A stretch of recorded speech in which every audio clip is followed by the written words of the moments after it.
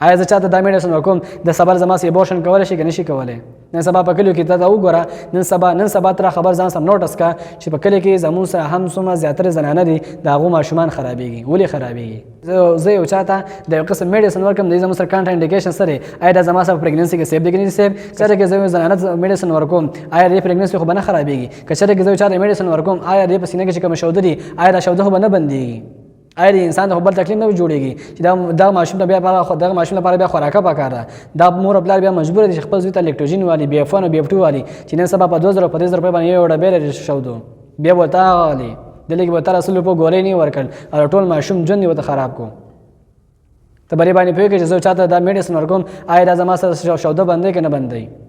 آیا زه چاته دا میډیسن ورکوم د صبر زما سي ابورشن کولی شي که نشي کولی نن سبا په کلیو کې ته وګوره نن سبا تر خبر ځان سم نوټس کا چې په کلی کې زموږ سره هم څومره زیاتره زنانه دي د هغو ماشومان خرابېږي ولې خرابېږي وجه درته معلوم ده څه وجه ده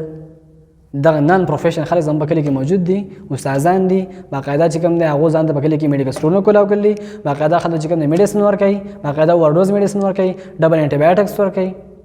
هغه باندې هم نه پوهېږي چې بیمار دی دی چې کوم دی د بلډ پریشر بیمار دی د دردونه دي د زر ډکلوپینک سوډیم ورکړم او که د زر ډکلوپینک پوټاشیم ورکړم توصیف دا اورېدلی چې معدې جراثیم لري یو سیم اسومیفرازول ورکوه ته نور په دې باندې نه پوهېږي چې په دې کې زموږ سره کوم انټي بایوټکس کار کوي ته خو صرف په دې باندې پوهېږي چې چاته چې میتایل سټرال کا ورکوه سپروفلاکساسین ورکوه ته په دې باندې نه پوهېږي چې زموږ سره کوم قسم بیکټیریا ده کوم قسم بیکټیریا د وجې نه دا تشمیتیاز سوځي کوم قسم انفیکشن دلته کې شوی دی چې کوم فیلډ هغه فیلډ کار وایي زما څه کار دی زما دا کار زه میډیکل سټوډنټ یم زه په دې باندې پوهېږم چې خپل خلک ته اویرنس ورکړم زه میډیکل سټوډنټ یم زه غواړم چې ځان هم پوهېږم او د هغې نه خپل چې خپل خلک ته اویرنس ورکړم خپل خلک په دې باندې پوهېږم چې زموږ په کلي کې کوم خلک اوسېږي دا څه قسم حالات در روان دي ته چې په کلي کې ډاکټر یې او په 100 روپۍ باندې ګولۍ دي ته په 200 روپۍ باندې خرڅوې په کومه کاته کې خرڅوې د دې نه زه نه یم خبر د دې نه تاریخان نه دی خبر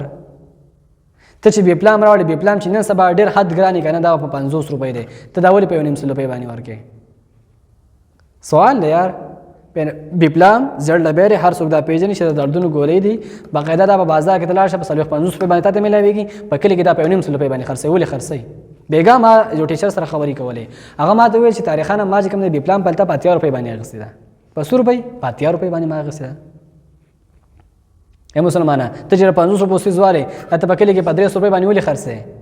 تا چې په 100 روپۍ باندې انجکشن میلاو شي ته 200 روپۍ ولې اخلې